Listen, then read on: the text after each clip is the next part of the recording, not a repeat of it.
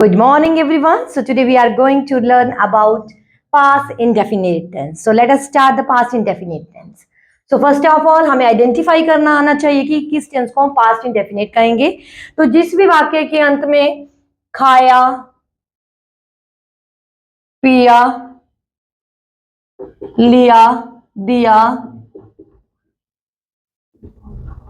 आता है उसे पास्ट इंडेफिनिट टेंस कहते हैं.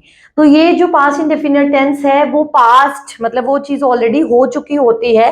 पास्ट इंडेफिनिट टेंस में आपको वाक्य के अंत में खाया, पिया, लिया, दिया. So this is all the things that has happened in the past. This is not the time of now, बल्कि ये चीजें ऑलरेडी हैपन हो चुकी हैं.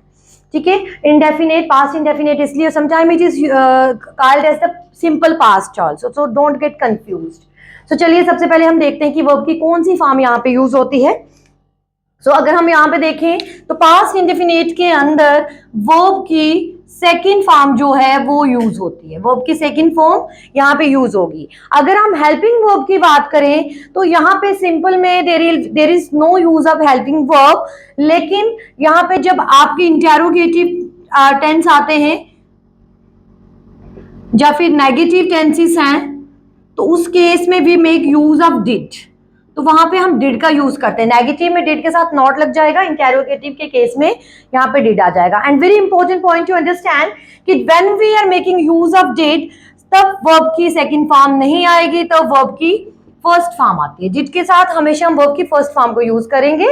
लेकिन सिंपल में जबकि वो इंटेरोगेटिव या नेगेटिव नहीं है, पॉजिटिव की हम बात करें तो then we will make use of the second form of the verb. Let us now see the structure of the simple past indefinite या फिर हम बोल सकते हैं सिंपल पास्ट.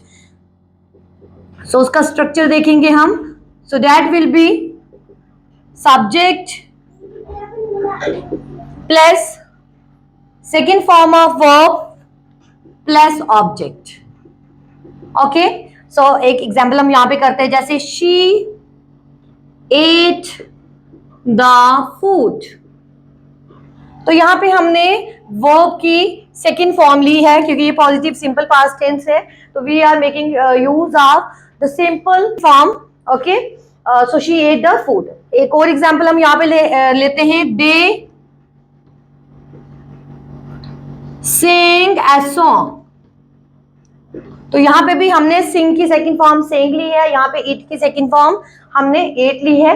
सो इस तरह से हम करते हैं पॉजिटिव को. सो नाउ हम यहाँ पे इंटेरोगेटिव और नेगेटिव को भी देखेंगे जिसमें हमने डिड का यूज किया है. तो चलिए पहले हम देखते हैं इंटेरोगेटिव्स को. Interrogative, you all know interrogative वो वाले टेंस होते हैं जिनमें साइन ऑफ इंटेरोगेशन का यूज होता है. मीन्स एक क्वेश्चन इज बीइंग आस्क्ड, एक क्वेश्चन पूछा जाता है. तो वहां पे मैंने ऑलरेडी आपको बताया है कि इंटेरोगेटिव के केस में हम डिड का यूज करते हैं.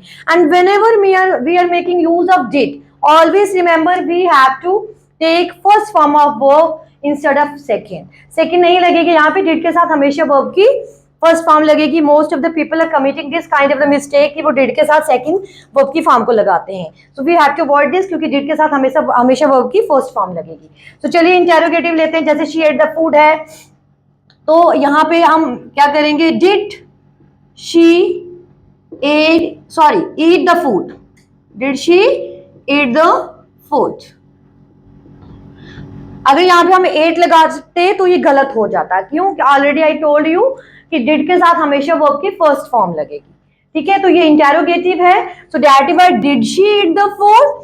अगर हम इसको करेंगे इंटेरोगेटिव में तो आ जाएगा did they sing a song. So sign of interrogation. Similarly in case of the negative, so we make use of not with did. did के साथ हमने not लगा देना है, बाकी ऐसे इट ही रहेगा. जैसे हम इसी को करके देखेंगे. she ate the food को अगर हम नेगेटिव में देखें so आएगा she did not eat the food. she did not eat the food. तो यहाँ पे हमने एट नहीं लगाया है, हमने वर्ब की फर्स्ट फॉर्म लगाई है क्योंकि सेकंड डिड के साथ नहीं आएगी. अगर हम यहाँ पे दे सेंगे सॉन्ग को करेंगे नेगेटिव में तो यहाँ पे भी दे डिड नॉट सिंग आ जाएगा instead of sing a song.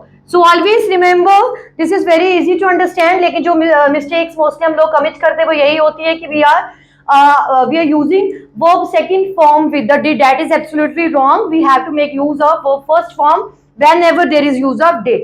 So did सिर्फ इंटेरोगेटिव और नेगेटिव के केस में ही हम यूज करते हैं, बाकी सिंपल में there is no use of did. वहां पे सिंपली हम क्या करते हैं, सब्जेक्ट के साथ वर्ब की सेकंड फॉर्म लगा के हम अपना ऑब्जेक्ट लिख देते हैं, जैसे she ate the food, they sang so. I hope this video find you very helpful. If you like this, please subscribe my channel, like and share my video. Thank you.